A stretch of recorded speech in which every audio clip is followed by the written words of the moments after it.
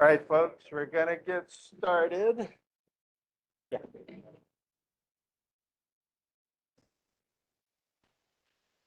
All right. Thanks, everybody. Calling the meeting to order. This is the Kaimukī Neighborhood Board number 4. It is now 6:31 p.m.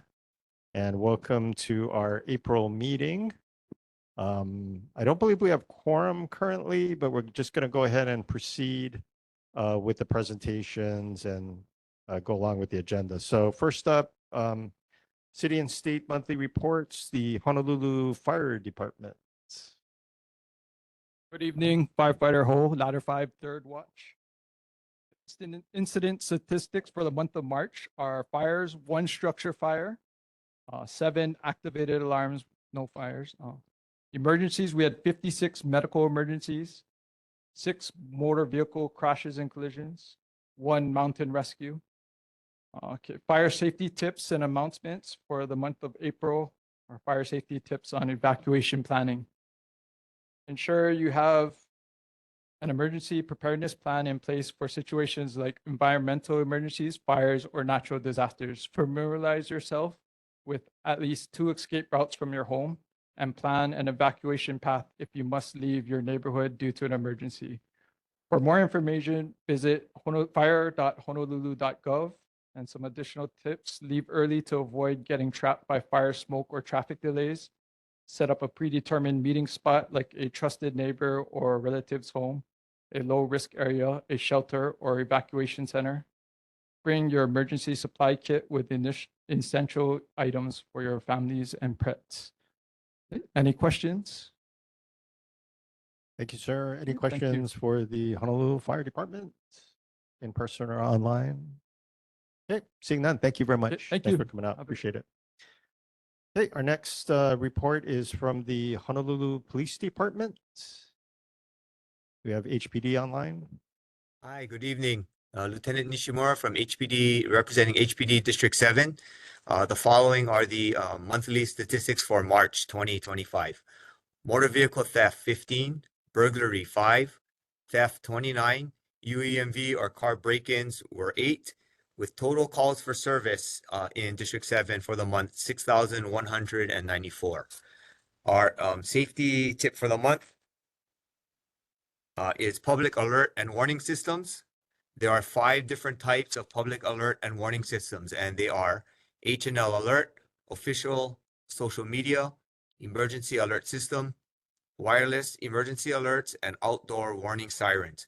Of those 5, I'd just like to highlight one, which is the most recent and just came online in the last few weeks, which is H&L alert.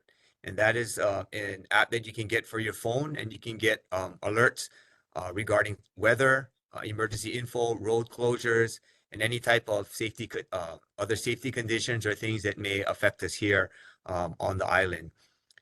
You can sign up for H&L alert at hnlalert.gov, and you can also customize the alert to your preferences. But that is our report for the month. Thank you. All right, thank you very much, Lieutenant. Any questions for the Honolulu Police Department in person? Oh, Woody, go ahead. Thank you, Lieutenant. Just wonder if these numbers are going up or down. Do you have the statistics? For this month compared to last, they are slightly up. Like for the motor vehicle thefts, it was 15 compared to 11. The burglaries are up 2 incidents only. Theft was 29 versus 22, and the car break-ins were also up slightly, 8 versus 5. All right, any other questions? Becky? Hi, can you hear me? I'm using sort of crappy headphones. Yes. Go ahead. Great. Okay. Thank you, Lieutenant. I have a question about, I didn't catch it when you said, were there more than usual collisions this past month? Because I was in a car accident. Yeah, I'm And sorry. Yeah, sorry, I don't have the numbers for the motor vehicle collisions for the month. Okay. Yeah, I was in a car accident, and then my daughter told me that her friend's father was in a car accident in similar circumstances, and so we just thought it was kind of strange. I know there's like solar flares lately. I don't know, but I live on 15th Avenue and Keanu. There's an intersection with Keanu, and there's, of course, parking, scarce parking here. And I drive a white low to the ground Toyota, and there was a white SUV parked on that intersection. It was the Mackay East corner. Sorry, yeah. And that car was like basically parked almost in the sidewalk. And the car coming west had a stop sign. I had the right of way, but it was clear to me that that car couldn't see me because I was behind this white SUV. It was obstructing the visibility. But this person, she said she stopped, but I just pulled out of my driveway. I just like came one property lot. It was not going very fast. I was taking my girls to school, and as this car was passing through the intersection, I clipped her back bumper. And I identified the culprit being this car that was parked basically on the sidewalk. And, even if you were walking on the sidewalk, you had to walk around the car. And pretty much like I've been paying attention every time I leave the house and I pass that corner, some car is parked there. And the officer came on the scene. I will say he was great. He was really calm, and the husband of the woman who hit me came out of his house and screamed at me, blamed me for it, even though ostensibly he's insured, I'm insured, and it's no fault. But he wanted to make me the culprit, and I'm trying to explain to him, I think it's this car. His wife is in a hurry. So that was a problem, but he handled him well, I thought. But the officer and this gentleman who he wasn't even involved in the accident, he came out of his house to yell at me. I said the problem is the parking. And both the officer and this gentleman were saying, well, what are you going to do about it? I don't know if Adam is here with Tommy Waters' office. And I was like, well, I'm going to talk to Tommy Waters' office. I'm going to bring it up to the neighborhood board. That's my function here, I would say. And this gentleman, the neighbor of mine, is like, he's not going to do anything about it. And the officer, who I thought was great, but he had this resignation. It's like, well, I can write tickets all day and they're just going to be back there tomorrow. And what are we going to do?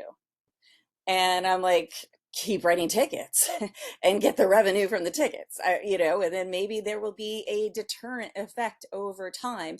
And maybe we won't have accidents, because I had both my daughters in the car, and if she were going faster, I mean, I could have died. I don't mean to be alarmist like this, but she was going pretty fast. And I haven't been able to use my car for, like, I'm still trying to get in touch with them. I don't know about their insurance deal. So I've been grounded for the past week. So it's been a huge disruption on my life.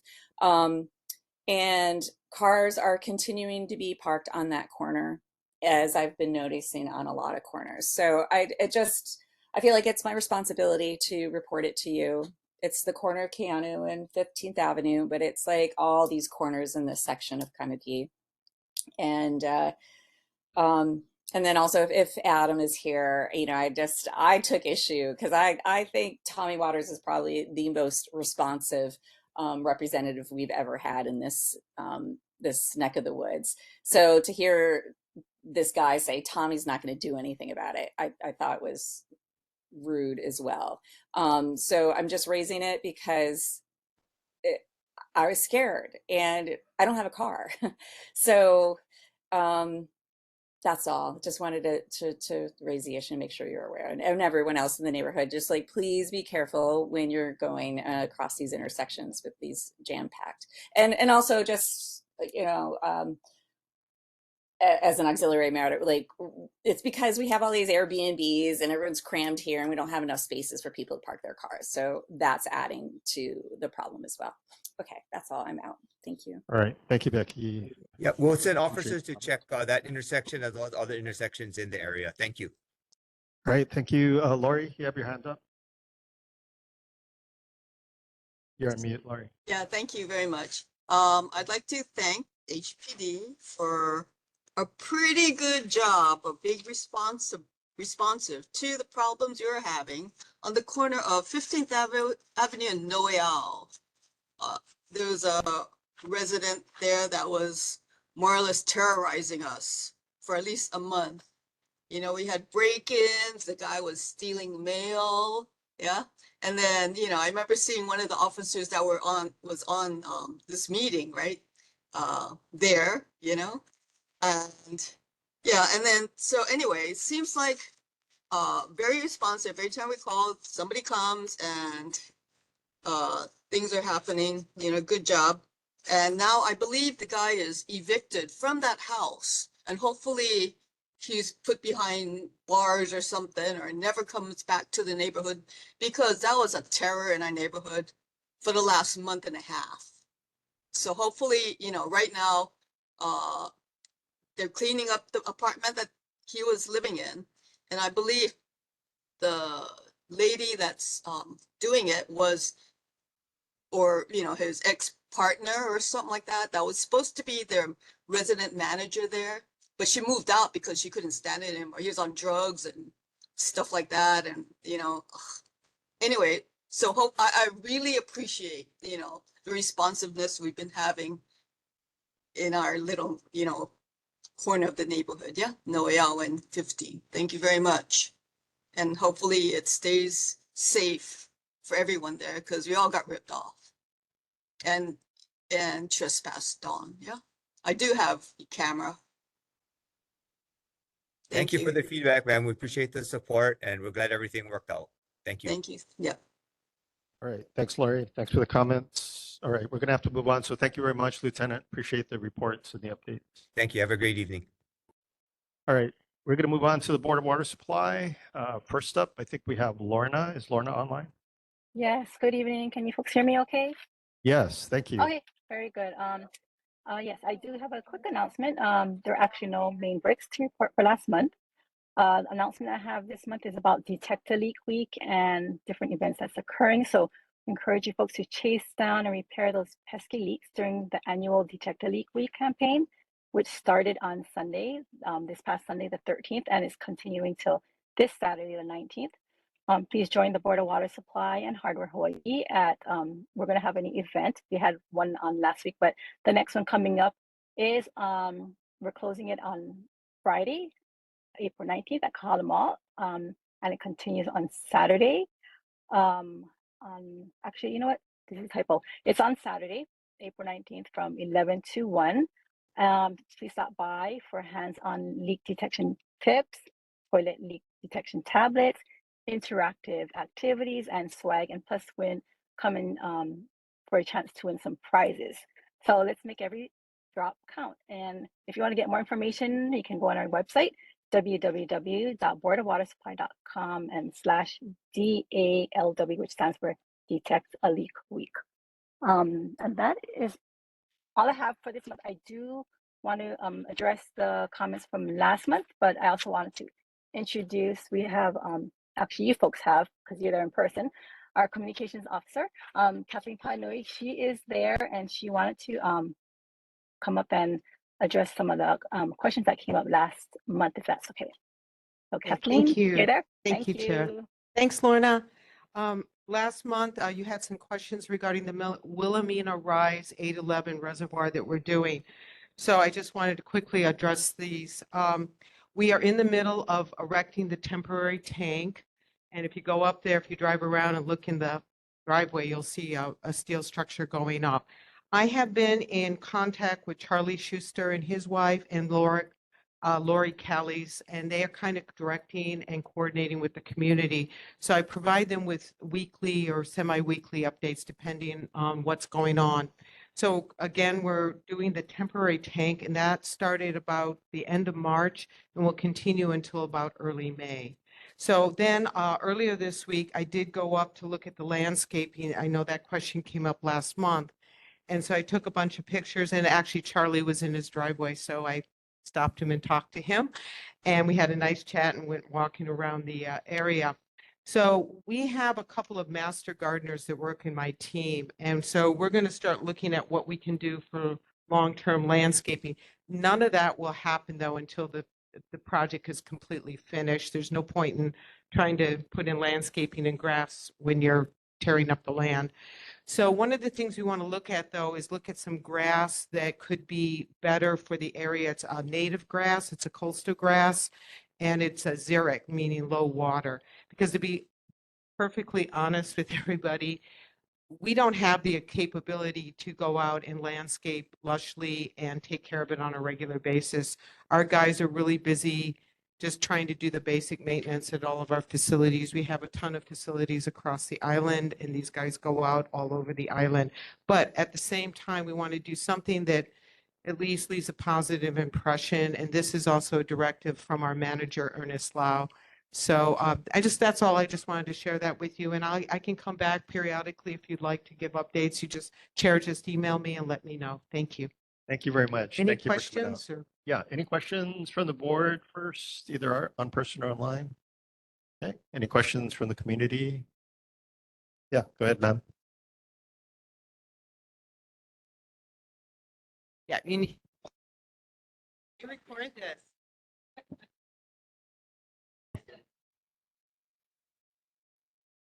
What is the timeline? When are you expected to be done? Oh, gosh, I think it's at least, the project started earlier this year. I think it's going to be about the early part of next year to the middle of next year. It just depends. These things always take a little bit longer, but it's about a year project. We're building, a couple million gallon tank there. So it's going to take a while. But the good news is the residents say it hasn't been dusty and the noise has not been as bad as they thought it would be. So we're happy. That's good news. Yeah, Woody, question? You said it takes about, can you hear me? Yeah. You said it takes about a year. Is that for temporary tank erection or that for the full? For the whole project, Oh, sir. Thank you. Good question. All right. Anything else? Being none. Thank you very much. Thanks for Thank coming you. down. Thank you, And thanks. Kathleen. Thank you. Thank you. Thanks, Kathleen. Thanks, Lorna. Appreciate it. Thank you. All right, so we're going to move on to public input. This is an opportunity for the community to ask any questions or raise any issues. The board may not take any action, but we're glad to listen to any issues or concerns. Is there any community or public input this evening? Okay, is Hello? Carol Hoshiko online? Carol, are you yes, there? this is Carol Hosko. Hi, Carol. Hello? Go ahead. Yeah, we can hear you. Go ahead. Yes, I'm sorry. I was trying to get on to a video, but I can't seem to get through on a hotspot, so I'm just here by phone. But I did want to let you know, Chair and members of the board and community, that I sent a PowerPoint update about the Culinary Institute of the Pacific, and I believe it will be in your site, as well as I wanted to let you know that there are 2 community workshops coming up next week, one on the 23rd from 1 to 5 o'clock and one on the 24th from 9 to noon. It is about taking down barriers by getting people involved in community interpreting programs. We have a special speaker coming up from San Francisco. She's actually a graduate of UH Manoa, whom we're collaborating with. Kapiolani has offered and is offering several community interpreting training programs. So please go to your site and take a look at those 2 items. I'm sorry I can't show them to you, but just wanted to call them to your attention. Thank you. Thank you very much, Carol. Appreciate it. And yes, the information that you emailed to me is on the board's Google Drive. So we encourage folks to check it out. Any other public input? Yeah, go ahead. Hi, Sarah Chinen, and this is for Carol. So I signed up as a student at KCC. Everyone should be one. It's wonderful. You get free bus pass, you get movie tickets for $9.50. I mean, parking is free. But anyway, I'm in a ceramics class and we didn't have kilns to fire our ceramic pieces. And I contacted Carol and she got in touch with the person in charge. And I mean, it's not that we're getting kilns, but at least there's a solution going on now. So thank you, Carol. You're quite you, Sarah. welcome. All right, Thank you, you're very Carol. welcome. All right. I did want to mention that Bob DeWitt's reached out to me. He's not able to make it this evening, but as the board may recall, he made a presentation about maybe a few weeks ago, or about a couple of months ago, actually, on the Kyo Dojo project at my nature park.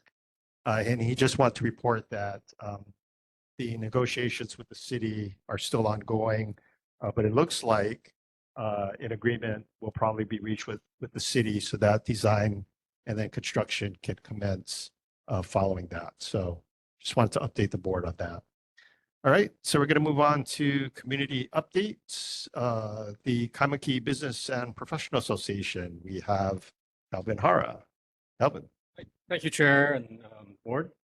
So I got two announcements. Well, first, I was going to mention, if you're not familiar with Kaimukī Business and Professional Association, KBPA for short, it started 79 years ago in 1946. So I think we're claiming to be the longest running organization in Kaimukī. So we got two events coming up in May, those flyers on the table.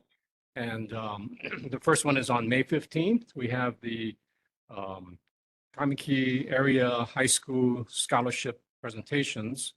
And there's 4 high schools identified in Kaimukī, and they're on the flyer there: Kaimukī High, Kaimukī Christian School, Sacred Hearts Academy, and St. Louis Schools. So you're all welcome to attend. We're having a presentation and social time at the Epiphany Church. And then on May 17th is our semi-annual Adopt a Park. We, as an organization, adopted the Kaimukī Community Park. So your park, you're welcome to help with the cleanup. Once we're done, we have dozens of bags of leaves and other trash, and it looks pretty cool and nice when we're all done. So thank you. If you can come out, and then we'll provide lunch too. Thank you. All right. Thank you very much, Calvin. Thanks for the updates. All right. So we're going to move on to our presentations and discussions this evening. Oh, I'm sorry. You had a question. Go ahead.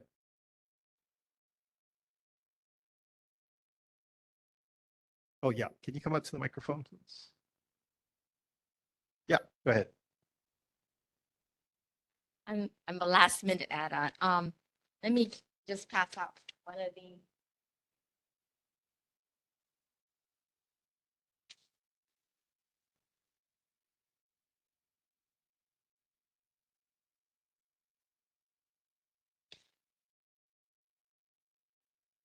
Thank you, Chairman, for letting me jump in last minute. My name is June Look, and I am one of 3 people who coordinate the Kaimukī Tree Will Project. Right here is Kathleen Sato. She and I are co-coordinators, and her husband Mo is one of our best volunteers. But what I wanted to do was just tell you a little bit of who we are and what we're doing to facilitate a really cool project in Kaimukī. So we maintain about 20 trees at the top of Waialae Avenue between Sierra Drive and Cocoa Head Avenue. It's a combination of tulip wood trees planted by the city as well as white Tacoma. We are working under Envision Kaimukī. Thank you, Lori Yamada. And our bigger umbrella is the City and County Department of Facilities Maintenance. That is the one that gives us the legal authority to work on the trees. And our contact there is Tyler Sugihara. So the program that we have is called Malama o Ka'aina, or MOCA for short. We've been working on this for 4 years now. We have an agreement that ends with the city this year in August. It is our hope that we can get a renewal with the city for another 2 years. The purpose of our tree well project is to support the city initiative to enhance the urban canopy for the city and county of Honolulu for a more sustainable, climate resilient town. And we want to make Kaimukī a kind of a model of what can be done in other little communities in Honolulu. Because our community is quite low in urban canopy. More trees are chopped down every day than they are planted. And I think everybody who lives in Kaimukī realizes that.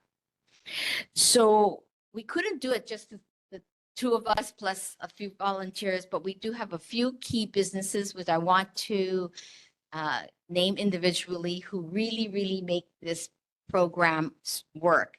One, and they are on Wailea Avenue, and they're community service groups. One is AA Nails, Nana Aikatsu, Talk Kaimukī, 16 Magazine, Kahala Sunrise Rotary, and our own Kelvin Hara. He has the big centerpiece, one with the beautiful flowers of purple and pink. And he does that in conjunction also with the Kusasa Foundation. These are our businesses that support us, and we also have individuals. The newsletter I just posted out is an initiative that we have to keep our team together. It's created by Kathleen here, and it is designed to really bring attention to our volunteers and also promote our project to people who are interested, as well as serves as a promotion piece. For the future, we are really going to step up to work with the city to get another 2-year agreement. We are also going to expand our volunteer base as it happens. And if we get a stronger, stable volunteer base, we can expand the number of trees we can care for. That's my update for the Tree Well project in Kaimukī. Any questions? Any questions? Yes. Okay. Yes. I love trees. I grew up on a neighbor island. So I'm just concerned though, like some of the trees, it seems like in Kaimukī, it's built really close to the street. And I noticed like they planted some and they removed it recently because I think it would lean into the street. So the visibility would be bad. And then some of them are not maintained. So they're like over the parking and then they're scratching the cars. So I'm not sure in the future, if they're going to be maintained well. And some of them drop these beads on the cars too. So it can, we have a lot of winds in Kaimukī certain areas. So I think we need to be aware of that because the branches and whatever starts hitting cars or blocking the view of the street because it's between that green, the sidewalk and the street curb. Right. And I noticed they took some down. They just planted a few minutes on Liho. They took it down. I don't know if you're aware of that one. They planted it about maybe, I don't know if people complain, but 3 months later. So I think just have to be aware of that. That's what I'm concerned about. Yeah. The safety, and the traffic and things. The Department of Urban Forestry, which is under the city and county, is the one that is planting the trees and maintaining it. And they do have a goal, I think everybody's heard about it, of like 10,000 trees before 2030. So they are dropping a lot of trees in many neighborhoods. Sometimes they hold, sometimes they don't. We actually stepped up because Sharon Schneider and Laurie recognized that the trees that were planted by the city were not being maintained, which is a big problem. They planted and they don't have the backup staff. And we faced with a choice of letting these trees die or be scraggly or get a volunteer group together is how we were created. We're helping to maintain and be a liaison with the city and county. So when something happens, we reach out to them and they respond. It just takes a while. Franklin, you had a question? Are those Filipino mahogany trees that drop baseball, they need to go. You're talking about the ones in 16th Avenue. 7th Avenue? Yeah. Yeah, their seed pods are quite big. Yes. Yeah. Yeah. During the season. Yeah. I think that's a good question for the Department of Urban Forestry.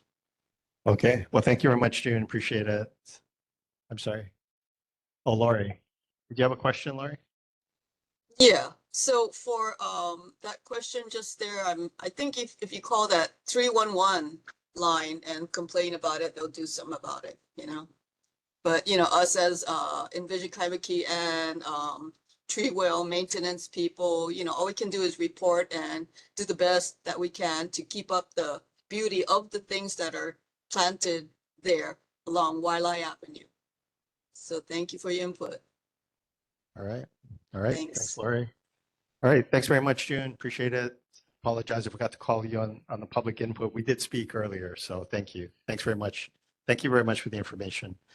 Okay, so we're going to move on to the presentations and discussions. First off is the Hawaii Bicycling League, and we're glad to have Eric McCutcheon back with us for this one. Eric, take it away. Right. Good evening. All right, so we began our journey looking at micro mobility, that is alternatives to basically one person, one car. And now we're sort of shifting over to safety. What can we do? What can our government do to keep us all in all of our different devices as safe as possible? So thank you to Tommy Waters' office and Adam Dew for sharing this Vision Zero. I'd like to take our time today to take a look at Vision Zero. And this is a plan. This is Oahu's Vision Zero plan, but it's not just standalone. Like all great things, it stands on the backs of other plans, other great ideas. And there's an image on screen, plans that take care of keiki, that take care of kupuna, pedestrians, that look at streets, that look at lighting, that look at keeping everyone in all their modalities safe. So let's take a look at this. But first, next slide. A shameless promotion for the next fundraiser for the Hawaii Bicycling League, the Haleiwa Metric Century. So that's 100 kilometers. North Shore, let's hope for good weather. Go ahead and sign up online, hbl.org. Join a couple hundred of your community buddies on wheels. All right, so Vision Zero, what's the problem? This is the problem. We have about one fatality a week in our state. One fatality a week. The vision, 0 by 2040.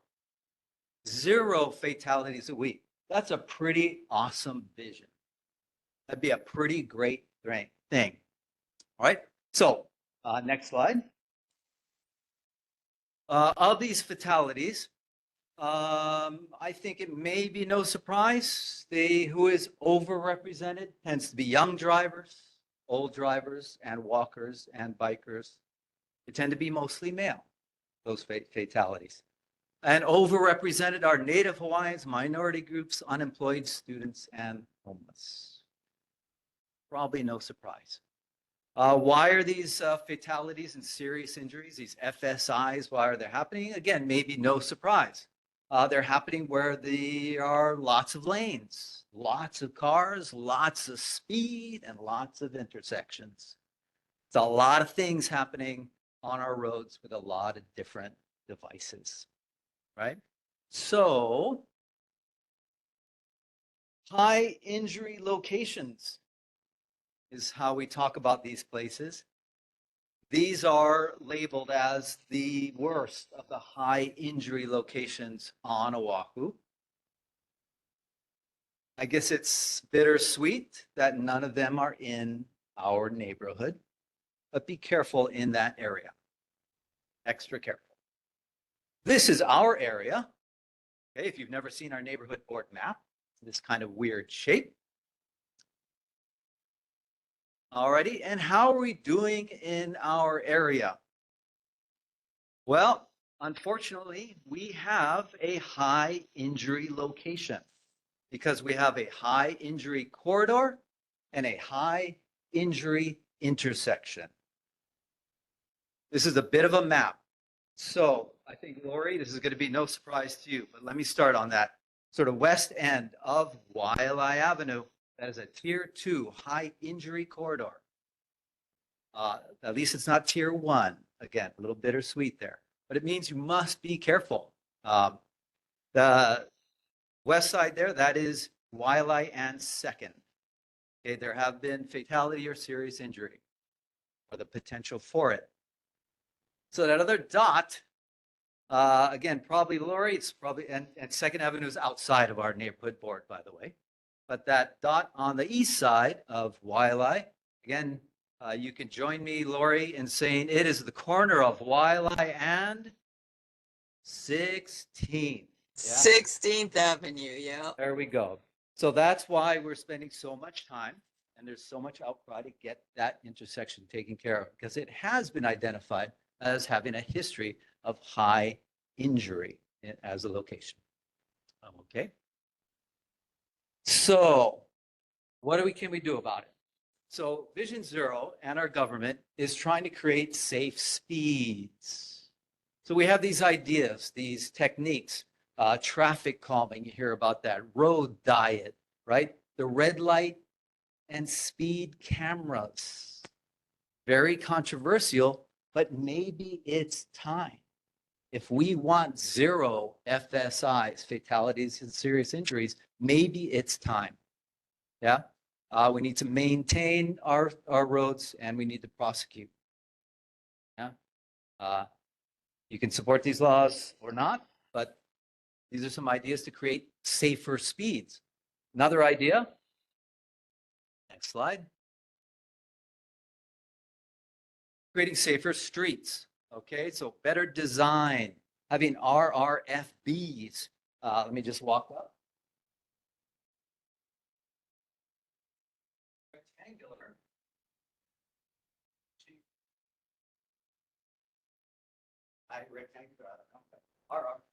All right, so you've seen these pop up, and in this image, you can also see a pedestrian island. It's part of that, reducing the distance that people are vulnerable on the actual roadway, right?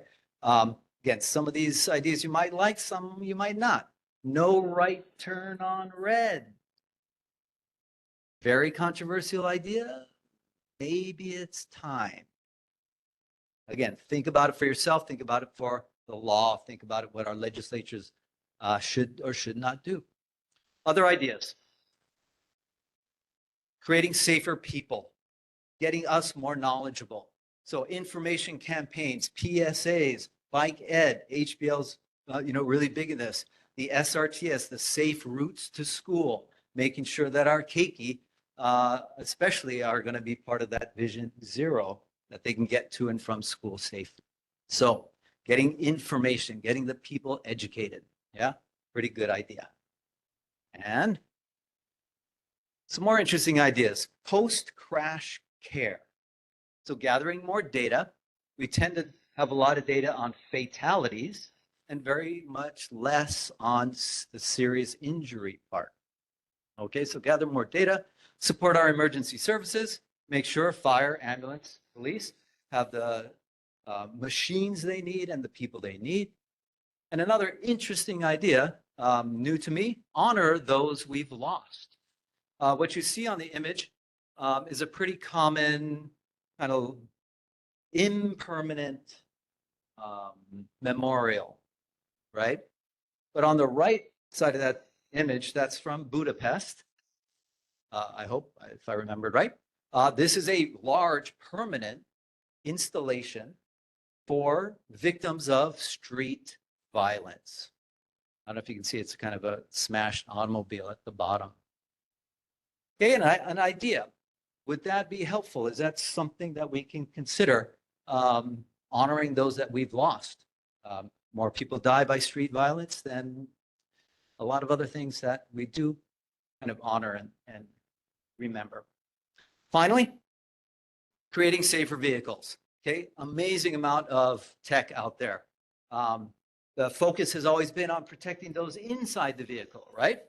For years and years and years, vehicles are getting bigger, tougher, stronger. The people inside are safer. They're surviving these accidents. So who's not? The people outside the vehicle. It's getting worse and worse and worse every year for those outside the vehicle. So some tech going on there. Autonomous vehicles. People see that as a potential real lifesaver. Lockouts for impaired driving. Remember that was kind of a big thing a while back. It's kind of gone away. Maybe again, it's controversial, but maybe it's time. And finally, another idea just for you to consider, for legislators to consider, speed limiters, especially for people who have been caught speeding over and over. Speed limiters that physically disable the car or prevent the car from speeding. The car from speeding. Yeah, interesting idea for you and our legislators to think about.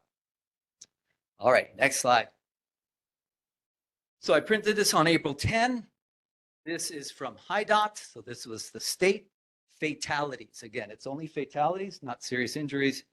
Again, bottom right corner, you can see was 39. I was kind of hoping not to see much change, but I printed this today. Bottom right corner, it's gone up to 44. So just between April 10th and today, it's gone up to 44 fatalities statewide.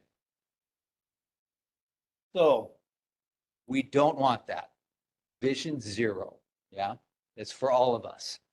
So we want statewide to be safe, but I'm just gonna put this in your mind. Hopefully I timed this right. Thanks to Nick Kuchar, but no permission. Sorry, thank you, Nick, for this great image. When you are in our neighborhood boundaries, let's keep it Kaimukī Vision Zero. Yeah, thank you. All right. Thank you very much, Eric. Any questions for Eric and the Hawaii Bicycling League? On the board, online, in person? Okay, seeing none. Thank you very much, Eric. Appreciate it. Okay. Sorry, Brian. I just Yeah. wanted to add. Yeah, Becky, go ahead. Eric, you always give great presentations. So can I just add to whoever you talk to about your presentations, the parking and the visibility, just because the name of this project is Vision Zero, and that was the situation I experienced. So if you could just add parking. Got it. Thank you. Thanks, Eric. All right. Thanks, Becky. All right. Thanks very much. Thanks again, Eric. Appreciate it. We're going to move on to the Mediation Center of the Pacific Early Eviction Mediation Program. And we have Roberta Hickey Gomez here with us today. Roberta, go ahead. Thank you so much for having me. I believe I sent in my presentation if you haven't. Yeah. So I'll just briefly introduce myself. I am here with the Mediation Center of the Pacific. People may or may not be familiar with us, but basically our role is to empower people to resolve issues in their own lives and to not have to resort to the courts all of the time. It can be very helpful to have control and empowerment over these agreements that people tend to get into to resolve their disputes. The program that I'm going to be focused on this evening is the Early Eviction Mediation Program. Thank you so much.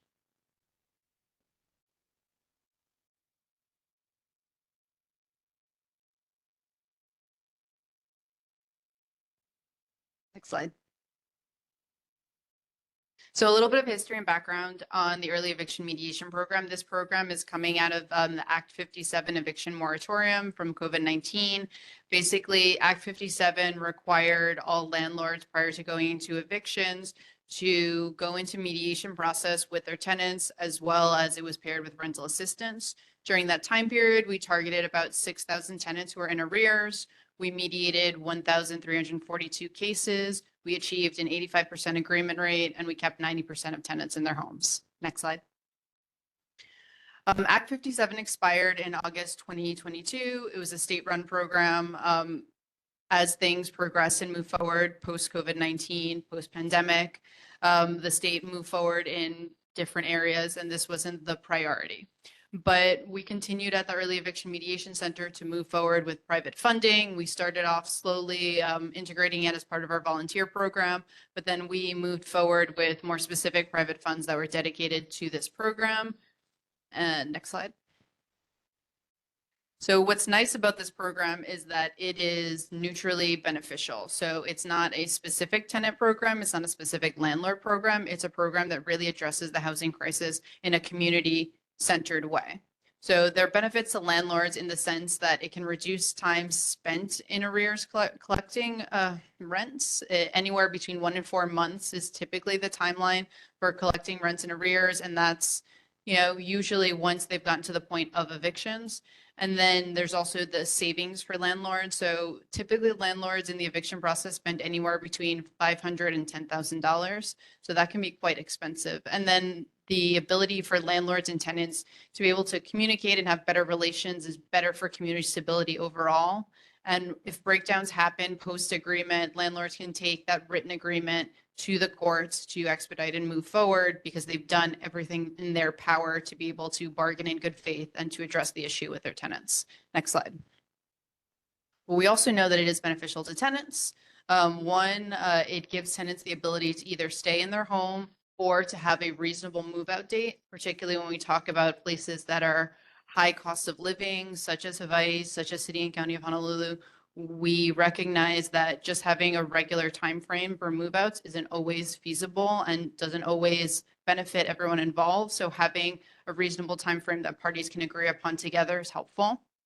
We also know that it helps in terms of not having evictions on record to be able to move into the next apartment. It protects you against any financial insecurity in the future. And then also the issues of Section 8. So if you had a Section 8 tenant, once they go into the eviction process, they get booted from the program. So that can have catastrophic effects on houselessness. We know the agreements between landlords and tenants provide greater community stability, greater relationships. Overall, this is about providing houseless prevention and greater community stability. Next slide. So our program has been progressing pretty strongly. We've gone up since the first quarter of FY 24-25. We've had an increase of about 20%. So we had about 12% of the program. And to explain, of the mediations that come to us, we have a portion that's coming from the courts. And then the early eviction mediation program is everything prior to arriving at court. So anyone who doesn't currently have their eviction that's being seen in a court of law, if they've received a notice, if they haven't received a notice, but they're just in arrears and they expect a notice maybe to come through, then all of those are proper cases for the early eviction mediation program. We have between a 90 and 93% success rating in terms of our agreement rate. So we know that when we bring people to the table, we achieve solutions. We've had a 60% increase in EM cases this last quarter. Next slide. The way the program works is it provides landlords and tenants with an opportunity to talk with the help of an impartial mediator. Our program is entirely over Zoom. So if English isn't a participant's primary language, we can provide an interpreter. And because they're held remotely through Zoom, and anyone who doesn't have internet access or has trouble managing Zoom, they can come into our office and we can provide them that support and service that they need. Furthermore, because of the fact that it's electronic, we have all participants sign an electronic confidentiality agreement. They also sign electronic agreements once they complete the process. And they're able to schedule for a 1.5 hour period. We find that the Zoom format has been really successful through the Act 57 program, and that's why we've kept this format in place. It allows people to be able to Zoom from the comfort of their home. We really break down any power differentials that exist. People don't feel like they have to be face-to-face if that is an issue for them. Next slide. For our scheduling, we can schedule within a 48-hour period, and typically cases can be resolved within a 3 to 5 business day window. And then when you compare that to the courts, oftentimes it can be anywhere from 4 to 6 months to be able to resolve one of these cases. Next slide. We're also integrating different expansions to our program, one of which is the eviction calculator. The eviction calculator basically breaks down all of the costs for landlords. So when we mentioned before that it's anywhere between $500 and $10,000 for an eviction, that's a really abstract figure. This calculator breaks down based on the amount of units you have, based on the size of the unit, based on typical costs for wear and tear, repair, change of locks, legal proceedings, and you enter in all of your information. Next slide. And it will give you a breakdown of what that eviction specifically will cost you in your portfolio, so you can have an understanding of where you are in terms of this negotiation. Next slide.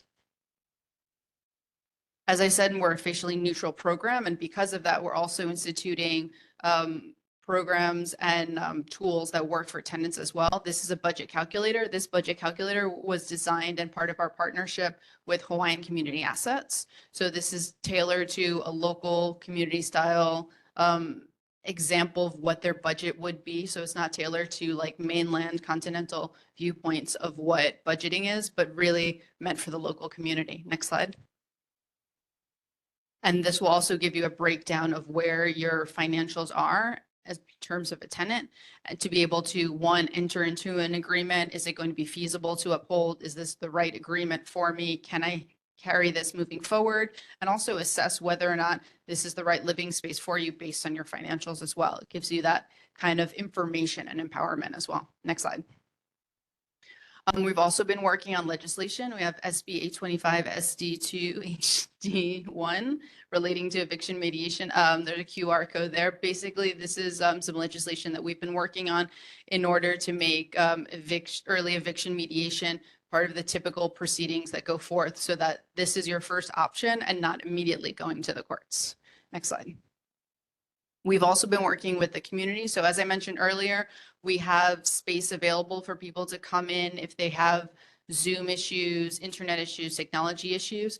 But in partnering with our Kukua hubs, which are basically community centers throughout the island where people already go to for services, we've been training up these Kukua hubs to give people information on mediation, to help them complete online intake forms, and where possible, to schedule a space for them to mediate from safely and privately so that they can access that easily in their neighborhood.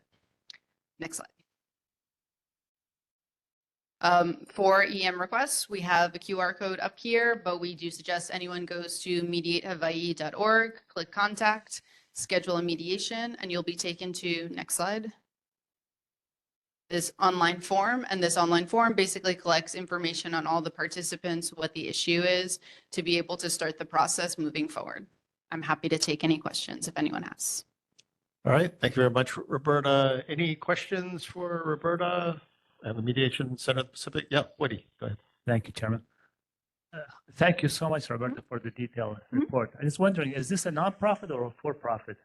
So the Mediation Center of the Pacific is a nonprofit organization. And to mention, this program is completely free. It's completely free for landlords. It's completely free for tenants.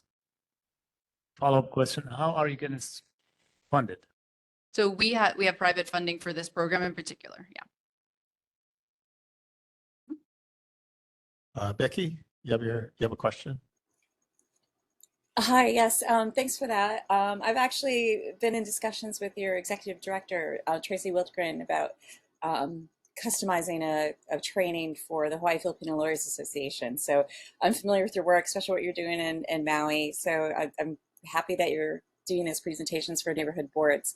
I was curious if you have like a map of where on the island you need to do mediations for properties, most likely. Do we see a lot in this district in Kaimukī? Is it mostly west side, east side, north shore? Do you have a breakdown of that kind of data?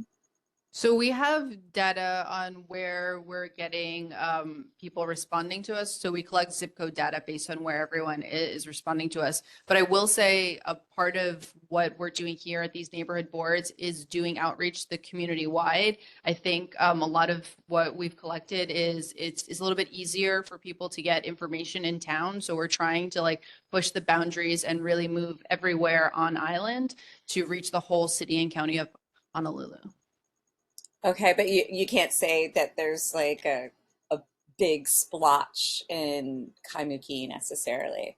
I would have to look at the data. I don't have it off the top of my head, but I can provide that if you are interested in like knowing what percentage of the EM cases that we're receiving in Kaimukī. That's something that we could provide to the neighborhood board if interested.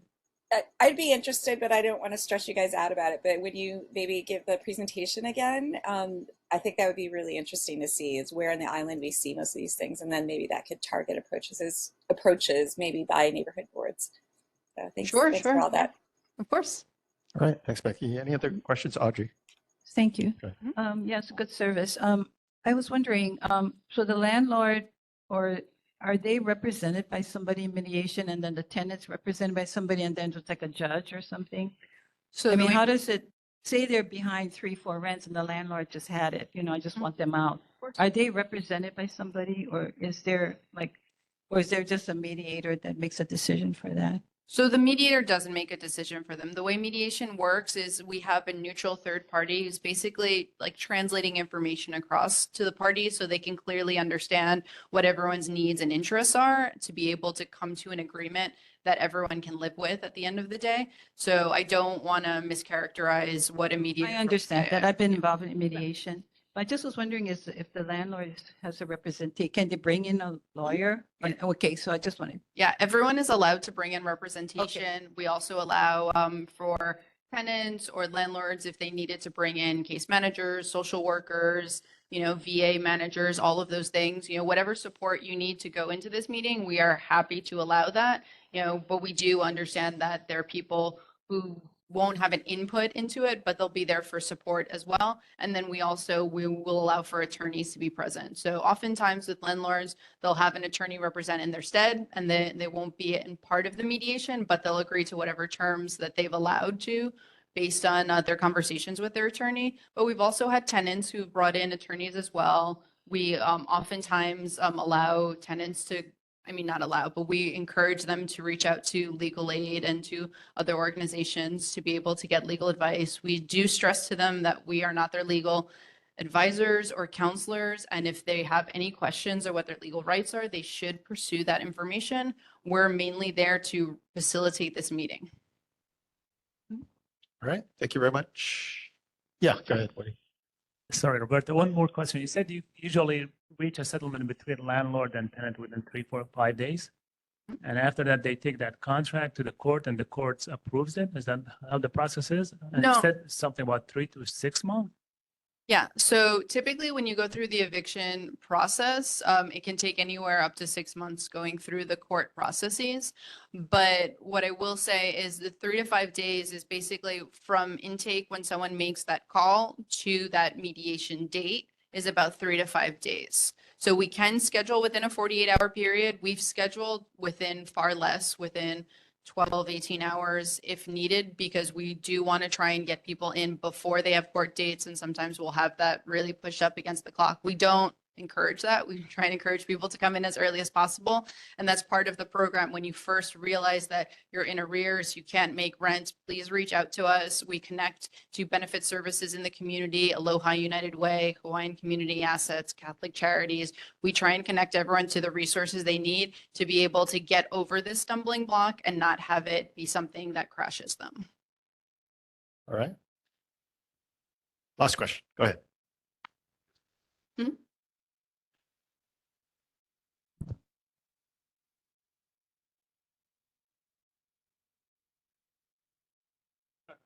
I'm just wondering if you could describe what a typical kind of resolution might be, if there is such a thing. I mean, is it usually the case where the landlord agrees to accept something less than the total amount in arrears?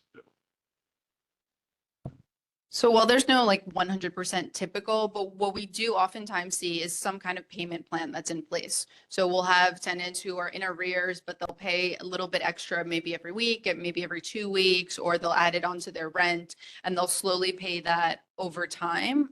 We've had different agreements where sometimes people who are expecting a tax refund, they'll, agree to put that one bulk payment down. So there've been a variety of different things, but it really depends on the situation. So it's unique to every party. All right. last question. We're going to have to move on. So last question, Sarah. Go ahead.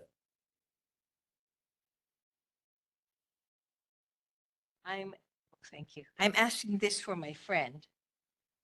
She's in a situation now where she can't afford the rent, and she's telling me she'll be homeless.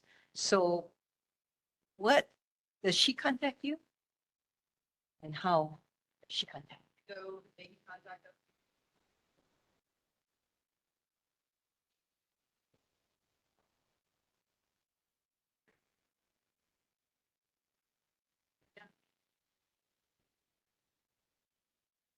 Thank you. All right, so we're going to have to move on. So thank you very much, Roberta. Appreciate the Thank you so presentation much. and all the information. Thank you for coming down. All right, so before we go into our next presentation, we do have one member who may have to leave and we're going to lose quorum. So if there are no objections, we're going to move to the one item of board business we need to take care of tonight.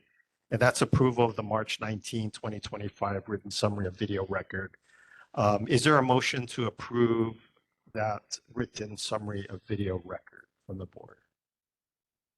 Hi, Brian. Hey. I approve to approve the motion for I'm sorry. I approve to move the motion to approve the March minutes. Okay, Sorry. thanks, Pua. Audrey can second. I think Audrey will second. Okay. All right. Any discussion? If not, all those in favor, please say aye. Aye. Any opposed? Any abstentions? Okay, that motion passes. Thank you very much. All Thank right, you. so we're gonna move on to and jump back to the agenda. And our next presentation is from the Honolulu Fire Department and the American Red Cross. And I'd like to thank Representative Sayama and his staff for kind of reaching out and helping to coordinate this. As folks know, there's been a number of fatalities from fires this year within the community. So we're glad to have the Honolulu Fire Department and the American Red Cross. Thank you. Thank you, Chair. So before we begin, first of all, I'm Malcolm Medrano. I serve as the captain for the Community Relations Office. So our team is here today to present and also to answer questions that you may have. And we're here in partnership with the American Red Cross. We wanted to take a moment to acknowledge the tragedy that happened in your neighborhood. And so we really want to, our thoughts go out to the family and friends who were impacted by this loss. So in light of this incident that happened, we really want to focus on fire safety. And so our goal tonight is to give critical life safety information. We also want to answer questions. And more importantly, we want to make sure we take proactive steps so that we make sure everybody's safe. And that's the mission of the Honolulu Fire Department, is to make sure that our communities are safe. So we want to thank Representative Sayama for inviting us, Chair for putting us on the agenda and hosting us, and also our partner, American Red Cross, that's co-presenting with us. So to help us with preventing home fires and to start off the presentation, Fire Inspector Tommy and I will help us. Okay, good evening. So we're going to cover one of the things that causes the most structure fire is going to be electrical. So we'll go over some information that would be very useful. Did you guys know that the average household has about 25 to 40 electronic devices in your home? So if you haven't upgraded your home with all of these new technologies, it might be time to do so. But in the meantime, what we want to do is teach you what to look for. One of the things you want to look for is this UL with a circle on it. It is a third-party company called Underwriters Laboratory. And what they do is they test all the devices and appliances that are manufactured in the United States, that it meets the United States safety standards. Why is this important? It's because we have the world at the palm of our hands. They can order things from anywhere in the world. And if they don't have this logo, that means it's not as safe as we want it to be in the United States. But just because you have this logo doesn't mean that it is fireproof. What you have to do is, if you read that bottom line, read the owner's manual. So you have to know your tool. Next slide. Okay, so these appliances that produce heat or cold, next slide.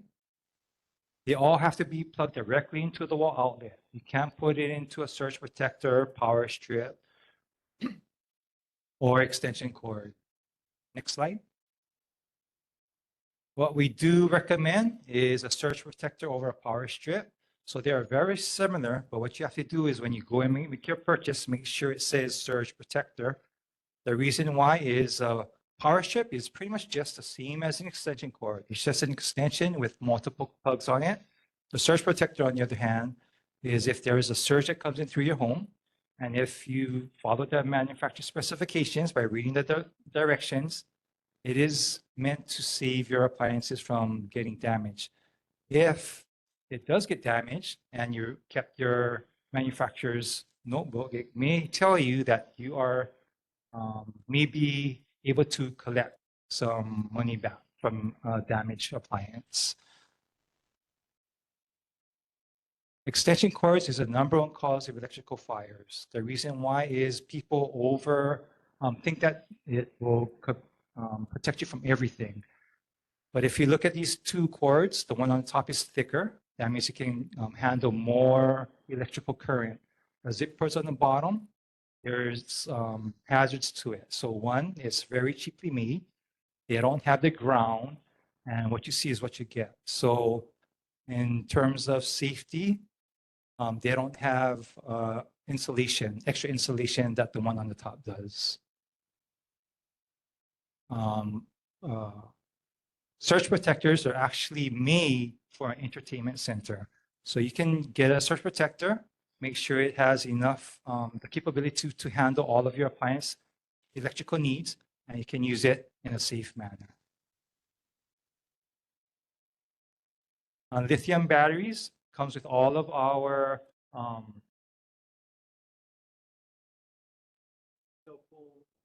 everything that's mobile, mobile or rechargeable. So a lithium battery, there's a lot of fires that are starting to occur from it because it's new technology. It runs very hot, and if it gets damaged, it's difficult to put out. Okay, so to reduce the risk, we want you to replace anything that has wires showing or material. Avoid running cords under rugs, under tape, because if people tend to step on it, it's going to damage the insulation in it. Again, don't overload your circuits. It doesn't take multiple appliances. Some things can just be like one appliance. So like a table saw, if you plug into a extension cord, that could overload that circuit. And eventually down the line, if you continue to do it, it's going to heat up that cord. It could melt. And then that's where the fire could occur down the line. Piggyback is an example is if you run extension cords, power strips, and surge protectors. These are two great devices that we would like everyone to have. Sprinklers in your home and a smoke alarm. We do understand sprinkler systems in homes. Not everyone has it. So the next best thing is going to be your smoke alarms. Have working smoke alarms. 67% of deaths on Oahu occurred because they didn't have working smoke alarms. 50% of deaths occur while people are sleeping.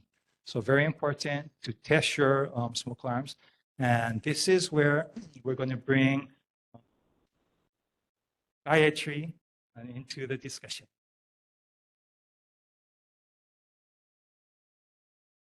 Hello, everyone. Thank you so much for having me. Yeah, I'm short. Okay, so we're going to talk about smoke alarms and how they save lives. You want to have a smoke alarm installed on every floor, and that's inside and outside of sleeping areas. Best practice is think about all the bedrooms that you have in your house. Even if it's not an official bedroom, if someone's sleeping there, you want to have a smoke alarm nearby. You want to test them each month and maintain them properly and replace after 10 years. So if that white plastic is starting to get that yellow tint on it, that's a time that you can you want to replace it. And some reminders to test it every month. I do it based on the tsunami sirens. They go once a month, usually first of the month. That's when I test my smoke alarms. So it's something good to remember. And don't disable your alarm. So if your smoke alarm is going off in like a nuisance way, it might be more sense to change the location of the alarm, but don't disable it because they're really important.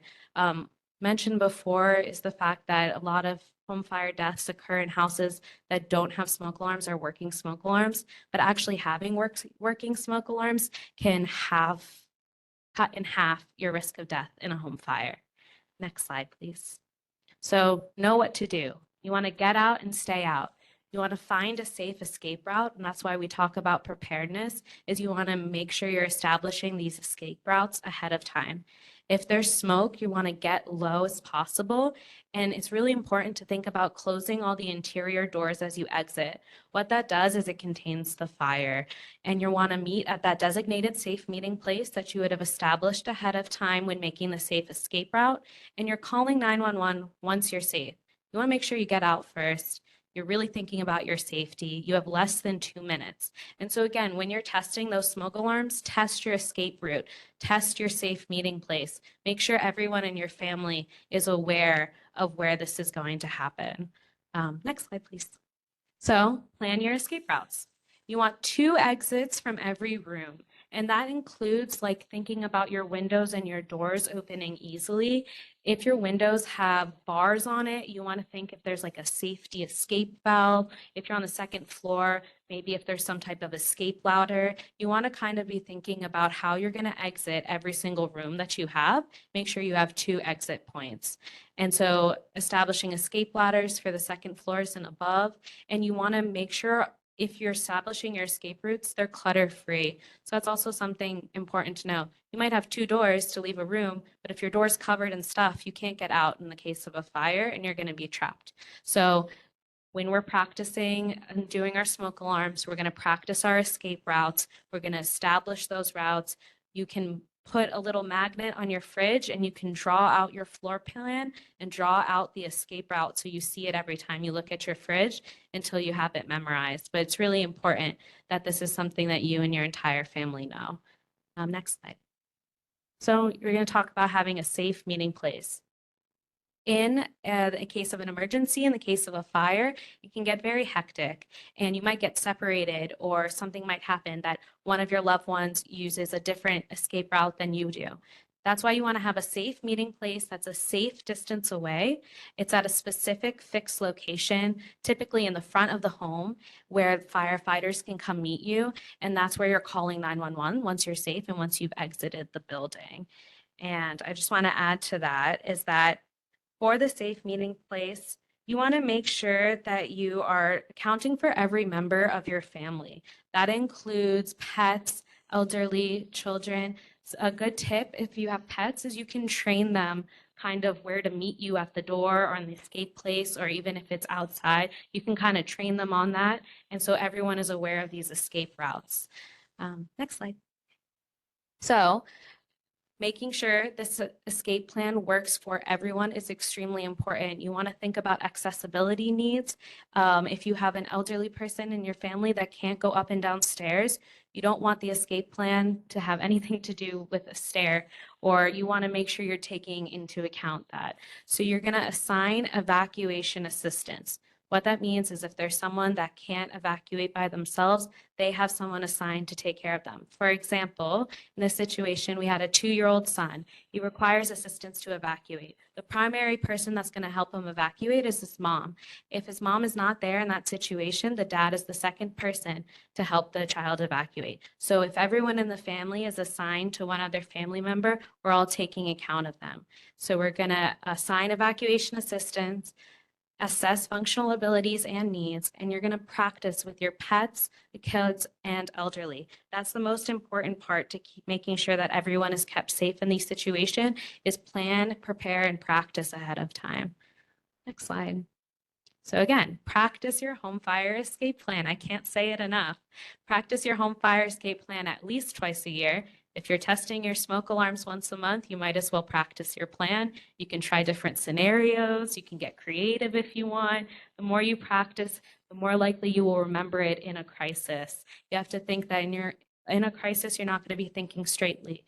So you want to make sure it's something that's already stuck in your head, that you've already prepared, especially with children and elderly people. If they're really stuck in a crisis, you want to make it so simple that they know what to do in this situation. Next slide. Preparing your children. So You have to talk to children about the dangers of fire and what the sound of a smoke alarm is. You have to think that a child might not even know what a smoke alarm sounds like or what to do in that situation. You have to also prepare children how to open windows, how to use escape ladders, and where the safe meeting place is. If they're separated from those assigned evacuation assistants, are they going to be able to get to the safe meeting place if they don't know what it is? And lastly, they need to know how to call 911 from the safe place outside the home. It's really important to prepare your children in case you're ever separated from them to make sure that they can still get out of the house safely. Next slide. So if you're in a closed room and you're stuck, there's not really an escape route. You want to look for smoke and you're going to feel the door to see if it's hot. And if it's hot to the touch, you are not opening that door. And you can click again. So if you can evacuate in this situation, you're going to seal the door. You want to block all the air vents and you're going to stay inside. Think about sheltering in place and you're going to call 911 and signal for help. What's important here is you're going to actually look for smoke and feel the door. You'll feel if it's hot. And if that's the situation, you don't want to leave. You want to stay there, stay safe, and call 911. Next one. So be prepared and take action. Make your home fire escape plan. Test your smoke alarms every month and practice your home fire escape plan. That's all you take from my side of the presentation. Please remember this. If you are testing your smoke alarms when the tsunami sirens ring, practice your home fire escape plan. Draw it out, map it out, put it somewhere in your house where you can see it at all times, and make sure you're keeping those routes clear. Next slide. So I also want to talk about our Red Cross emergency app. This is a great resource. What it includes, it has 35 different severe weather and emergency alerts to keep you and your loved ones safe. My favorite feature of it is if you have relatives, family members, friends that don't live in Hawaii, if they live in the continental United States, you can put their location on the app as well and track for severe alerts in their area. There's a section of the app that talks about preparing. So it talks about how to prepare for a hurricane, a tsunami, a wildfire, all these major disasters. You get all the alerts that would be distributed by National Weather Service, Amber Alerts, any of those type of like major emergency alerts would also go on this app. And it's just an overall awareness kind of all in one place, keeps yourself safe as well as your loved ones. And next slide. Lastly, I talked about smoke alarm installations. What if you don't have a smoke alarm in your home? The American Red Cross offers free smoke alarm installations, and we want to give you smoke alarms, so please sign up. You can scan the QR code, and I also have prepared these packets that are at the back of the room. It includes our smoke alarm flyer, as well as our home fire safety checklist. In our smoke alarm installations, we will install the smoke alarms for you. Again, they're completely free of cost. We'll install the smoke alarms and talk about home fire safety at the same time. We also offer wildfire safety education, which talks about creating a defensible space around your property. I believe that's it. Thank you. All right. Thank you very much. Thank you, Tommy and Terry. So we're available for questions. Great, terrific. Yeah. So any questions for the Honolulu Fire Department and the Red Cross? Becky, go ahead. Hi, thanks for all that. My daughters, we would do the little exercise where we'd have to map it out. You know, Liho, I did it with both of them. I just always thought everyone should do this. And I don't do it with them anymore because they're out of elementary school. So this is great, good for adults. And I also just downloaded the Red Cross app. So I'm looking forward to using that.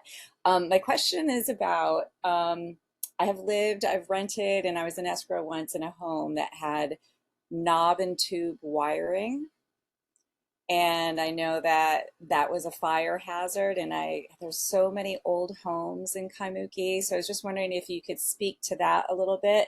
And then, not quite as related to that, but I am very concerned about these old homes and all the fireworks that are going off. We had a lot of fireworks on my little block, and so I'm just worried about, it's just tinder boxes here. So thanks. Okay, thank you for your questions. So the first one, I just wanted to clarify, what did you call that type of wiring?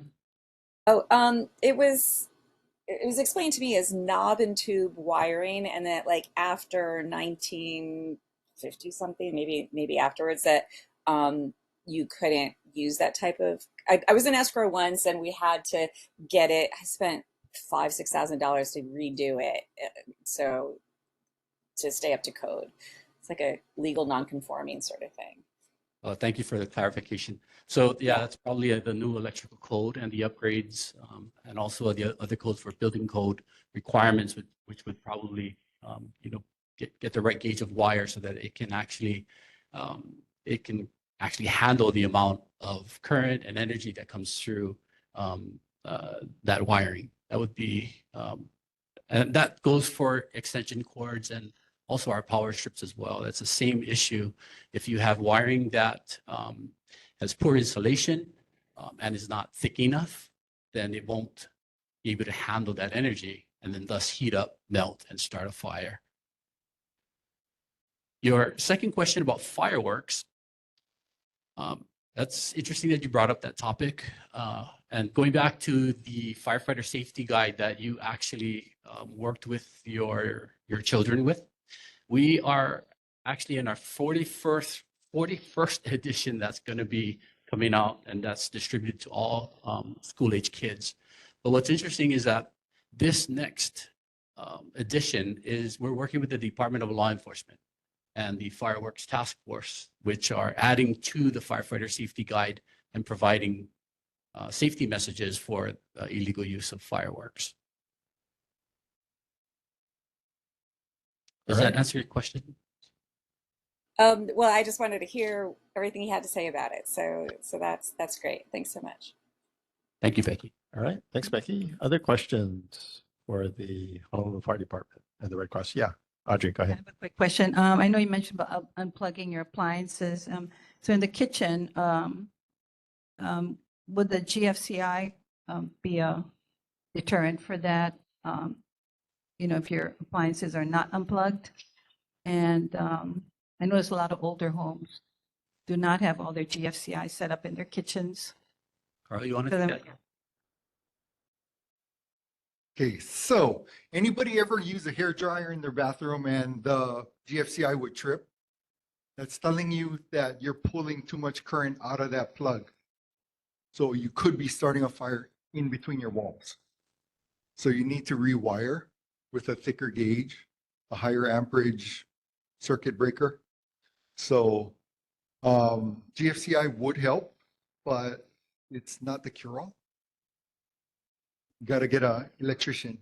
You got to get an electrician to rewire. Okay. Other questions? None? Oh, sorry. Go ahead. So I have a tube and knob house. I had a guy put in a ceiling fan and it kind of flickers. Am I bad shape? The lights flicker, when we change the speed of it. We're not electricians, Yeah. so we can't really answer that.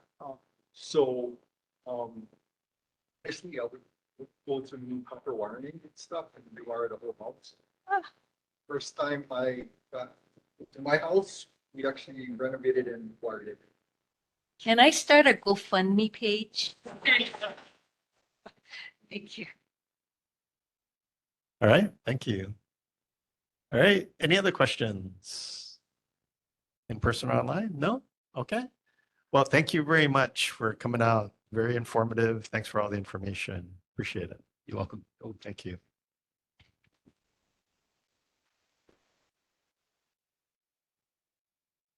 Okay, so we're going to move on to the elected officials reports this evening. First off, Mayor Blangiardi's representative is Brian McKee. Yeah, Brian McKee's here. Can you guys hear me? Yes, sure can. Go ahead. All right, great. I'll try to keep this short. So Mayor Blangiardi has started his town hall meetings across Oahu. It's going to be the third year in a row that we've had them. We've already had meetings in Nanakuli. Last week I was up at Haleiwa at their gym. These are going to proceed through the next couple of months. For our friends in Kaimukī, I think the nearest location for you guys would be Kalane High School. That the town hall meeting is going to be on June 5th. Starts at 7:00 p.m. in the Kalani High School cafeteria. And it's just a really good opportunity for you guys to come out and meet everybody. I mean, your whole city department will be there. The leadership of all the different departments, either the director typically or the deputy will be there, along with the mayor and his communications team. So you guys can come directly, meet everybody, and ask some questions, anything that you might have. And the mayor is really, really good about answering all the questions that are asked. So if the thing has to go longer than a couple of hours, he'll stick around. I really encourage people to go. We have the Neil Blaisdell Center Concert Hall. It's reopening after a bunch of renovations. I know Dita over there is expecting a full battery of Broadway this summer. So take a look and see what they've got coming down the pipe. Park and Recreation is beginning their annual push to hire staff for City Summer Fun program. That's something that's always really popular here. And we had a commemoration of the Hokalea's 50th anniversary. It's hard to believe that the Hokalea program has been around for half a century, but it has.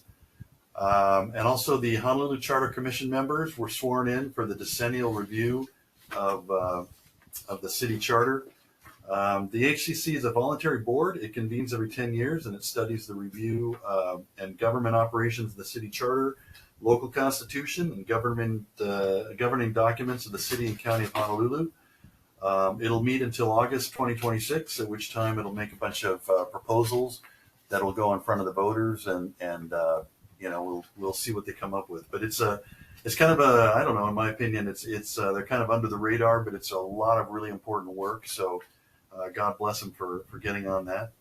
And then I wanted to go ahead and reiterate Lieutenant Nishimura's call. We just came out with H&L Alert.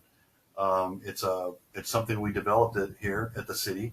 It'll give you traffic and weather conditions, seismic events, any kind of outages, sea conditions. You can customize it to the alerts that you want, so you don't get too inundated with all of the city news that's coming in all the time. So I would go ahead and encourage you guys to download that. And then one last thing, we did have a job fair at the convention center last weekend. All of the city departments, or a lot of the city departments, were there.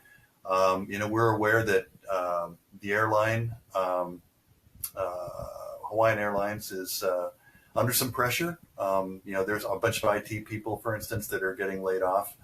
We're trying to make a home for them wherever we can. We've got a lot of uncertainty with certain federal employees that don't know if they're going to return to work. So, we're looking at it as an opportunity to pick up some talent.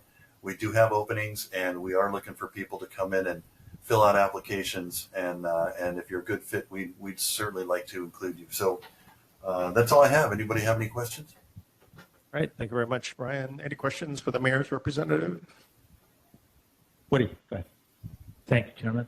And Brian, sorry, I missed the date. You said there will be the city officials at Kalani High School, and the date was what? Yeah, we're all gonna be at the Kalani High School on June 5th, and that's at 7 p.m. So it's not too far from you guys. We're gonna have one at Radford High School on the 22nd. That's in Pearl City, and then we're gonna have one in Castle High School over in Kaneohe. That's May 8th, but I think Kaimukī, I think Kalani High School is probably the best, least amount of travel for you guys. All right. Okay. Thank you very much, Brian. Appreciate it. We're going to have to move on. So thanks very much for the updates and the report. You bet. All right. So we're going to move on to Council Member and Chair Tommy Waters' office. Aloha, Chair Chang and members of the board. I'm Adam Duke from Chair. Yeah. Hi, Adam. We can barely hear you. Oh, Is your really? microphone working? Yeah. Oh, Let's sorry see. about that. How about now? Yeah, that's a little bit better. Good. Thanks. Testing. Can you hear me? Yeah. Can you hear me? Yep. Go ahead. Can you hear us? Can you hear us, Adam? I can hear you. Can you hear me? Okay. Yeah, we can hear you. Go ahead. Okay. Adam Duke from Chair Waters' office. Our newsletter has been emailed out to the board. You can also find it on the City Council's website. Chair Waters would like to hold my colleague to the Kaimukī High School principal, Kaimukī, on being named Hawaii's 2025 National Distinguished Principal of the Year. Councilmember Nishimoto and Waters were thrilled to honor her at the Honolulu Hall and wish her well as she heads to Washington, D.C. later this year to compete for the national honor. At today's full council, there were a few bills that I thought the board may have some interest in. The council is currently deliberating sewer fee increases, which are scheduled to double over 10 years. We are contemplating limiting the increase to 4% this year by using unused vacant job funds. These are vacancies 3 years or more. Chair Waters is passionately concerned about the high cost of living for local families, and is pressing the departments to find other monies so the city does not have to raise fees on residents. Bill 18 passed third reading, which allows the city to lead by example in protecting our INA by reducing plastic waste through restriction on sales of single-use plastic bottles, excuse me, in vending machines at city facilities. As we move forward, more sustainable waste management is vital, that we support recycling efforts and reduce what ends up in our landfills. Excuse me for my cough. Regarding Member Gardner, I'm so sorry to hear about your vehicle collision. We can connect offline, and if there's any traffic safety measures we can explore, let's do that. In regards to the short-term rentals, also known as SDRs, that you had mentioned, DPR does have a really good website where you can view properties in your area. Where notice of violations. Let me just get a drink of water real quick. Where notice of violations have been issued. The city does a really solid job at issuing these fines. We just need to do a little bit better job at collecting them. But I'll save my voice a little, and I'm open for any questions. Thank you. All right. Thank you, Adam, for powering through there. Any quick questions for Adam? Becky, go ahead. Super quick. Would it be helpful to use the app? Is it the 311 app? Every time I see cars illegally parked, my understanding it's supposed to be 20 feet back from the intersection. So would that help to kind of curb the parking situation? I like that. It definitely wouldn't hurt. So yes, I would encourage you to do that. 311's app is great. You can send in a photo. But let's discuss more. Let's see if there's anything else that we can do besides just enforcement. As you know, speeding is a big concern for that area, even for Chair Waters. He lives a few blocks away from you. Always pressing me to try to help find solutions for your community. He's been almost hit several times in front of his house as well. Yeah, and I want to prove this neighbor of mine wrong, that Tommy Waters isn't going to do anything, because I know he would. So I'm just going to enunciate that point, and that's all. Thanks. All right. Thank you. Oh, sorry. Yeah. Just a quick comment. I was going to say, because I have the same problem in my side of Kaimukī, where people park right up to the curb, and then there's signs that say, do not park from here to the curb. And it's a traffic problem. I've seen accidents too. But some people have suggested to paint it red, those corners, so people can clearly see you're not supposed to park there. Anyway, that's just a suggestion I hear from the neighbors. Yeah, so unfortunately, the city does have a policy right now to not paint corners red. But this is kind of a common theme that we are having. So our office is exploring to maybe change the city's guidelines of painting corners red. So thank you for sharing that, and we'll continue to see if that is something. Thank you. I mean, that maybe you can paint it a slightly different color. It doesn't have to be bright red, but yeah, I know it's kind of ugly maybe, All but right. you know, this big problem. Okay, thanks, Audrey. So we're going to have to move on. So if there are any further questions, please contact Chair Waters' office directly. Thank you very much, Adam. Appreciate all the Thank you, updates Chair. and take care. All right, so we're going to move on to Josh Green's representative. I think I saw Amanda. Amanda, welcome. Good evening, everyone, Chair and members and community members. My name is Amanda Stevens. I represent the Governor's Office. The Governor's newsletter is governor.hawaii.gov. We have some here, and we encourage you to go online. I'm going to talk about an immediate deadline that's coming up, and that is one that can help families. Preschool open doors deadline is at the end of the month.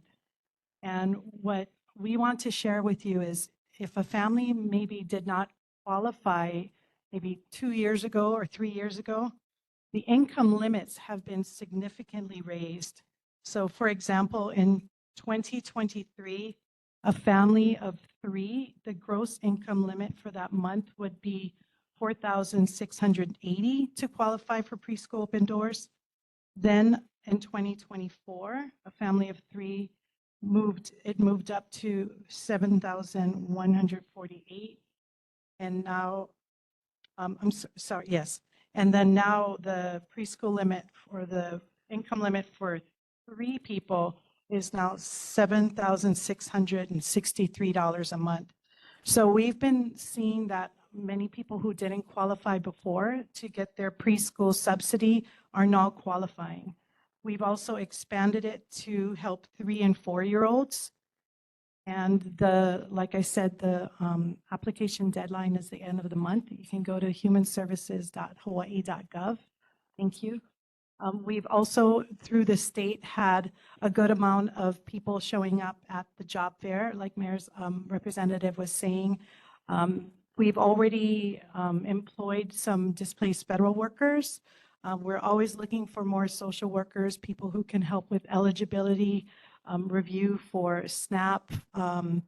And some questions that folks have had are about what's going to happen with their Medicaid.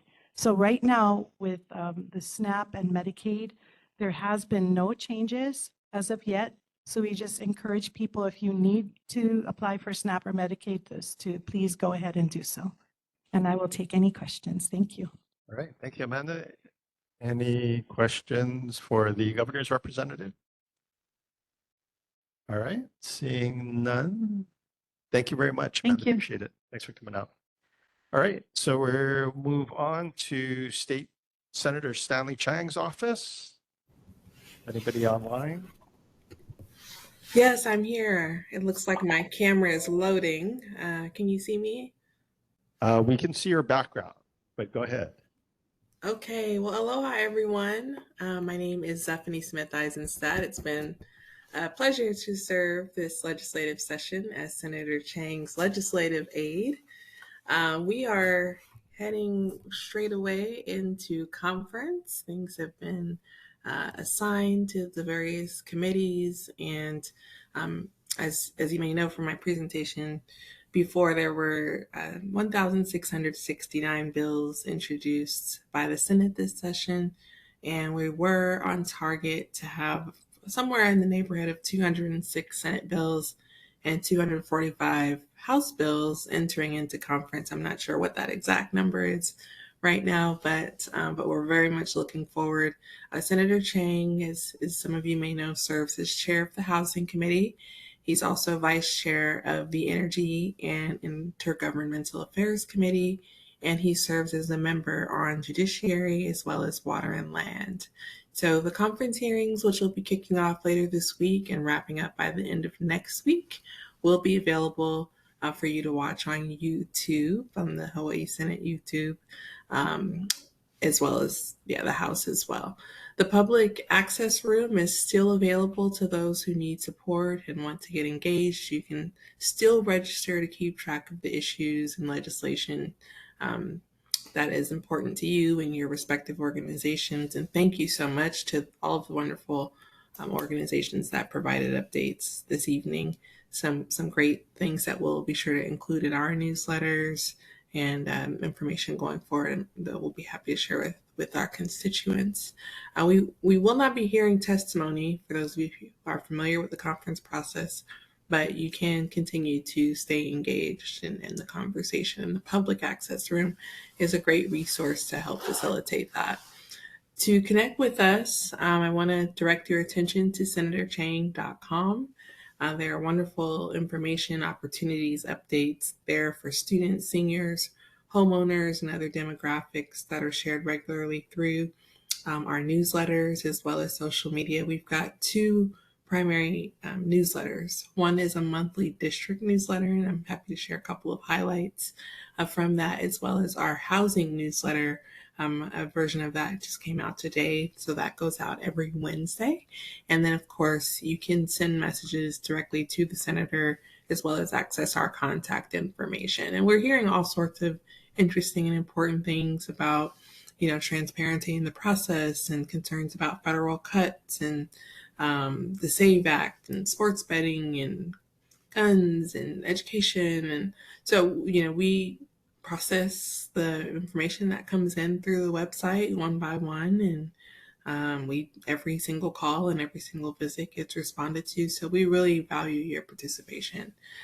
Just two quick highlights around capital improvement this month. We're really excited that the governor announced and released $150,000 for the Mauna Loa Fish Pond Heritage Centers facility, which is going to go towards supporting roofing, and $1 million for the Hawaii School for the Deaf and Blind. As you know, they provide education free to students who are deaf or hard of hearing. And they've got 4 schools on that campus: preschool, elementary, middle school, and high school. So that's very exciting. And something that perhaps some of you, last but not least, I'll leave you with, can take advantage of. There is a $2,000 instant rebate available for water, solar heating through the Inflation Reduction Act. So we try to keep on top of what some of these resources are that can be of use to you all, and include some of that in our newsletter and social media. So with that, I'd be happy to answer any questions that you all have and take any information back to the senator. All right, thank you very much. Any questions for Senator Chang's office? All right, seeing none, thank you very much. Thank you for the updates. And we'll move on to State Senator Leslie Hara. Okay, so it appears Senator Hara couldn't join us this evening. Do we have State Representative Tina Grandinetti or her representative online? Okay, seeing none, we'll move on to State Representative Jackson Sayama. Hello, Representative. Go ahead. Good evening, Chair, board members, members of the public. Jackson Sayama, Hawaii State House Representative. I just want to thank HFD and the American Red Cross for presenting today. I really appreciate your cooperation and sharing the information on this issue that's affecting our community. As staff from Senator Chang's office had described, right, we are going through conference right now. That's why I'm in this office rather than at the board meeting, though I will be there to pick up my stuff. I do want to let folks know that we are starting a email outreach campaign or initiative. So I have left like a little sign-in sheet on the desk behind a chair there. If you want to be on this email blast, email newsletter, you could put your name, email, and address there if you want to be a part of that. Again, this is something that we tried, I think 3 years ago, but we weren't getting a whole lot of feedback and engagement. But since then, I think my office has had a lot more interest in this type of communication. So we hope that we are able to restart this new email blast and share relevant information with the community with regards to updates to the legislature and community events like the upcoming Maumai Park cleanup later this month. Aside from that, yeah, just late nights here at the Capitol, helping negotiate some of the differences between the Senate bills and the House bills. But aside from that, we just gotta work through this conference committee period, and then we're, I think, in the home stretch. But if you are interested in any particular bill, I could help you track that and update you on, where it is in the conference process. I understand that conference, is very confusing at times and could be a black box, but we will do our best to help you navigate that. And if you always have any questions about legislation, I'm always available for questions after this, or if you want to call my office or email my office, please feel free to do so. I'm available for any questions. All right. Thank you, Representative. Any questions for Representative Sayama? All right. Seeing none. Thank you very much, Representative. Appreciate it. Thanks again for coordinating with HFD and the American Red Cross today. Appreciate it. Of course. Thank you, Chair. All right. Moving on to Congressman Ed Case's office, his representative. Okay, no one online. So we will move on to announcements very quickly. Maumai Nature Park Adopt a Park Cleanup Day, April 26th. KBBA Adopt a Park Cleanup Day, May 17th. And the City and County of Honolulu Office of Climate Change is hosting some workshops. And you can learn more at the website listed on the agenda. Board business, we have already approved the written summary of video records, so we'll move on to reports. And we have a report from the Traffic and Transportation Committee. Audrey. Yes, thank you, Chair. This is Audrey Abe. I'm Chair of the Transportation Committee of Kaimukī Neighborhood Board. And I just wanted to announce that we had a March 4th joint meeting with the Diamond Head, Kapahulu St. Louis Transportation Committee, and the minutes were just posted on April 4th. And I wanted to thank the NCO office for doing a great job because we had a lot of attachments that went with it. And just to quickly go over some of the topics we've been doing. As far as Becky, I understand her concerns with those corners for safety, and it does affect visibility of oncoming cars. And one of the topics is also the left turns on Waialae Avenue, about doing dedicated left turn lanes. And we're still looking at that because it does hold up traffic on Waialae Avenue. And we're still waiting for DTS on the bus 200 route on Alawea Avenue. That is our primary concern right now among the boards, and that includes the Pololo Neighborhood Board also. So we're still waiting and working on that. But the details are in the minutes, and that's posted under the NCO's website. So quickly, if I can go to those photos, some of the things that we're working on, I thought I would, there are others, and these are not necessarily the most important. First of all, there's 5 of them, and I'll just quickly go through.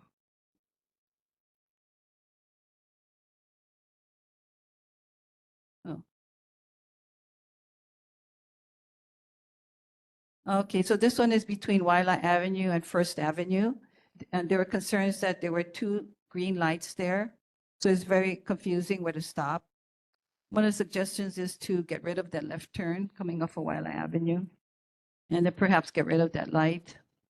But that's a confusing intersection, and I believe it's caused some accidents too. It's kind of confusing.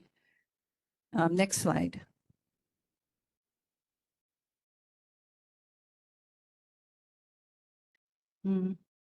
Is that the, that looks like the same slide. Next one. That's the same First Avenue Waialae. So next slide. Okay, this one is the one we're talking about. I think they're talking about Waialae and 16th Avenue.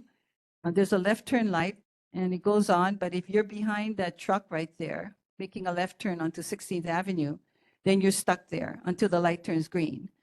So it kind of doesn't make sense. So some of the suggestions would be to put the green light and the arrow light, left turn light at the same time for that flow of traffic. And then when it goes red, the opposing traffic gets the green arrow and the green light. Because right now this traffic just kind of backs up there. It's very confusing. So that's been some of the suggestions. So next slide. Okay, this one here too, Diamond Head is working on this too, but we're working together, as we said, in joint committee. It's the left turn on Montserrat going on to Paki Avenue. They took away the left turn lane. So in the second photo, it shows no left turn lane. So what happens, it backs up the traffic on Montserrat, but they're trying to turn right. You have to go right. There's nowhere else to go if you don't turn left. So traffic really blocks up there. And the third slide shows the oncoming traffic going Hawaii Kai bound. So if you're going Hawaii Kai bound, you're going into one lane, into two lanes in that intersection. So it's kind of dangerous if you're coming opposing, trying to make a left turn into Paki. So next slide. We're working on that. Oh, that's it. Oh, there was one more with the Mauna Loa and the crosswalk from the top view. Oh, okay. Anyway, there was another one. It's the corner of Mauna Loa and 12th Avenue, because 12th Avenue has a slope going down, and it's a very dangerous intersection also. But if you can't find that slide, that's all right. That was another photo. Okay, thank you. Okay, thank you very much, Audrey, and thanks for all the work of the committee. Appreciate it. All right, members' attendance at other board meetings. Have any members attended any other meetings to report on? All right, seeing none. The next regular meeting of this board will be on Wednesday, May 21st at 6:30 p.m. right here at the Kaimukī Library and remotely via WebEx. And with that, thanks everybody for attending, and this meeting is adjourned. Thank you. Have a great